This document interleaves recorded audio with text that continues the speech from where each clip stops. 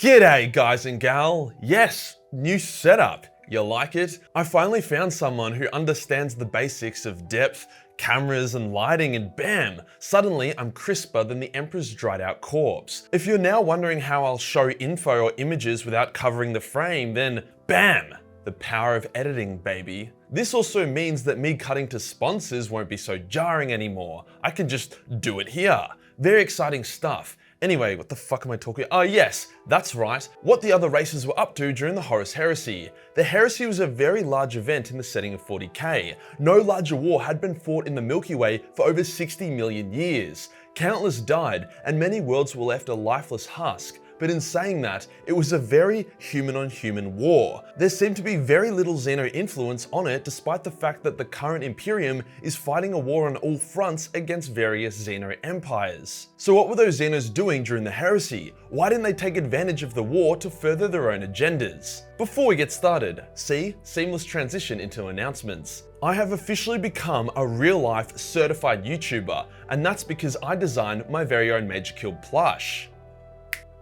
That's now available to buy right this second. This thing is cute as hell. You can pop it next to your computer, give it a cuddle, give it to your kid, or just, cut a hole in it and use it as a flashlight. If you shut your eyes, it'll feel like me. This little dude will only be around for 3 weeks. After that, gone forever. However, if we sell enough of them, I can get different versions made and we can just keep going. If they keep selling and we keep making them, who knows, maybe there'll be like 5 made and it'll be like collecting the Infinity Stones. $5 and up patrons will get a discount, so if you wanted an excuse to join the Patreon or upgrade your pledge that doesn't involve hentai, then now is your chance. There is a minimum order requirement before the plush can go into production, so let's not be one of those sad channels that publicly flops. That would be the second most embarrassing thing to happen to me today.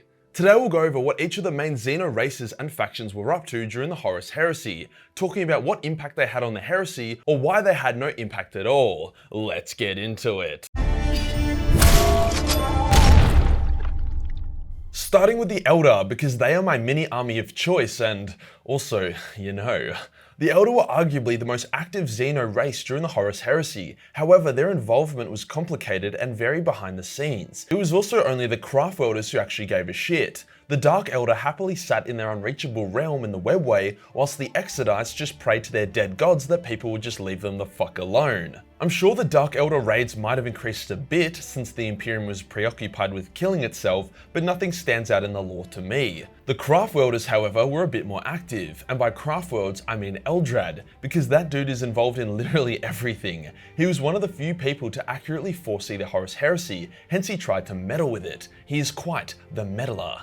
At first, he's running around like a headless chicken doing random contradictory stuff, but then he decides to help the Imperium. He goes to Fulgrim, who was seen to be one of the less xenophobic Primarchs, to warn him of Horus's betrayal. This went really poorly, as Fulgrim had already been corrupted by the Layer Blade at this point. Hence Fulgrim and Eldrad's forces fought. Eldrad lost, losing an avatar of Cain, a Wraith Lord, and his faith in humanity all in one fight. On the other side of the coin, there was a group of Elder who were actively trying to help Horus. These Elder were the members of the Cabal, a secret organization of very powerful Xenos that included stuff like Slan. They could also create demi-perpetuals. Now this might seem contradictory, but they actually hate chaos. However, they came up with 2 future predictions. One was the victory of the Imperium, causing the slow but inevitable decay and corruption of the galaxy by chaos. The other was the victory of Horus, which would set the galaxy on fire and drive mankind and chaos to extinction. However, that would save the other Xeno races in the galaxy. By showing these visions to Alpharius, they were actually able to get him to turn traitor and join Horus, as Alpharius believed that the Emperor would have wanted him to choose the path that destroyed chaos,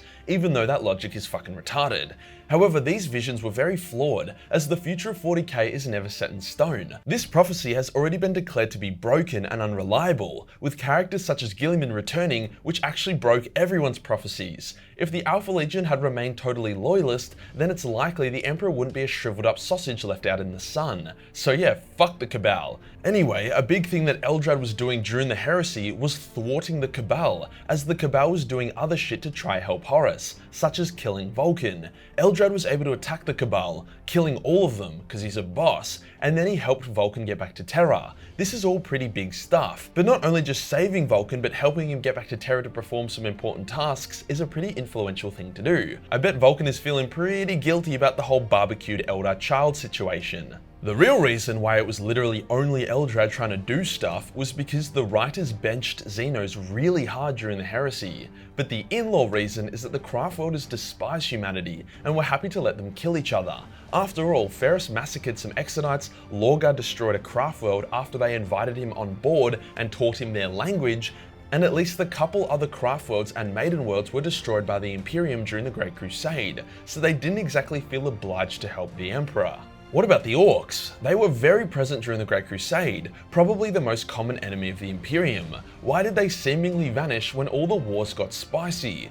Well, that's because there was next to no Orcs still alive. The Great Crusade has genocided the ever-living tits out of the fungal menace. Orc worlds were purged, Wars crumped, and war bosses annihilated. When the Orcs gathered on Ullanor for their big counterattack, the Emperor's counterattack saw the massacre of the largest Orc army still in existence.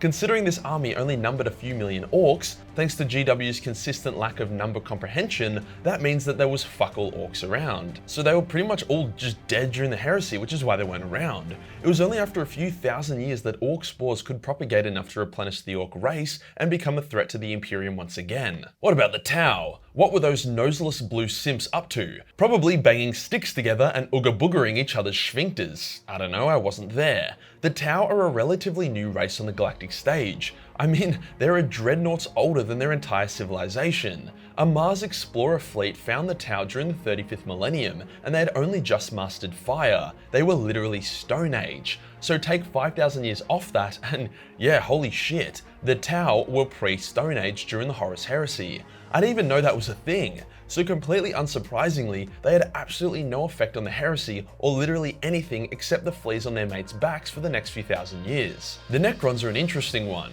Sure, we could all say they did nothing and they were all asleep, but that wouldn't be entirely correct. Not all Necrons were asleep during the Heresy. A number of them had woken up early, including our boy Trazyn the Infinite. Trazyn found humanity incredibly boring, so he mostly ignored them during the Great Crusade. However, the Horus Heresy was super fun for him. He found the tales of betrayal, regret, brother versus brother, father versus sons to be incredibly gripping and compelling stuff.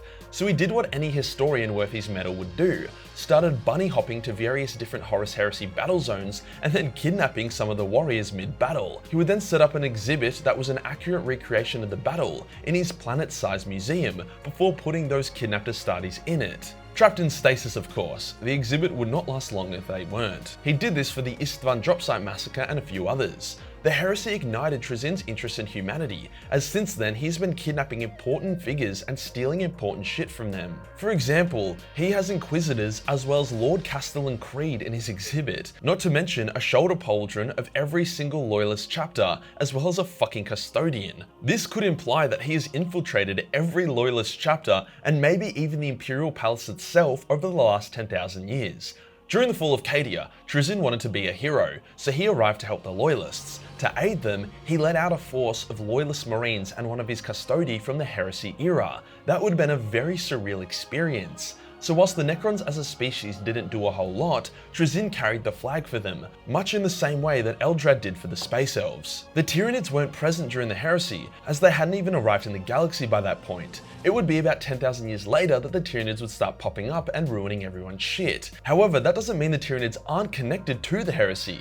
See, the space bugs of death didn't just trip over themselves and end up in the Milky Way. They only travel to galaxies with sentient life, as sentient life is the food source they crave. As such, if they waste time going to a galaxy only to find it empty of life, they will starve and die. So how did they know the Milky Way was primed and ready for consumption?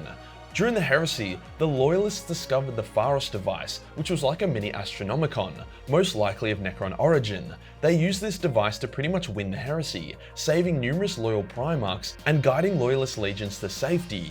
However, when the traders attacked it to try use it for their own devices, it was overloaded and blown up, momentarily creating an extremely bright beacon in the warp. This beacon is what alerted the Tyranids to the Milky Way. There was no natural occurrence that could have caused such a large blimp in the warp. It could only have been done by a powerful sentient species. As such, the Horus Heresy is entirely to blame for the Tyranids' arrival. If the Tyranids do end up eating everyone, which I doubt, but who knows after all the end times exist, then it would be the Horus Heresy that would have caused this. The other minor Xeno races had little to no impact. Stuff like the Demiurge and Kroot were still in their primitive forms. Others like the Leia and the Kinibrach had been mostly genocided during the Great Crusade, so they couldn't really do a whole lot, whilst others like the Rakghoul would remain hidden to the Imperium for thousands more years. So overall, Xenos had a very minor impact on the heresy, with most of them twiddling their thumbs, sleeping, or just pulling a massive CBF. A fair critique of the heresy was the fact that the Xenos were so sidelined, and it ended up just being a massive Space Marine wankfest,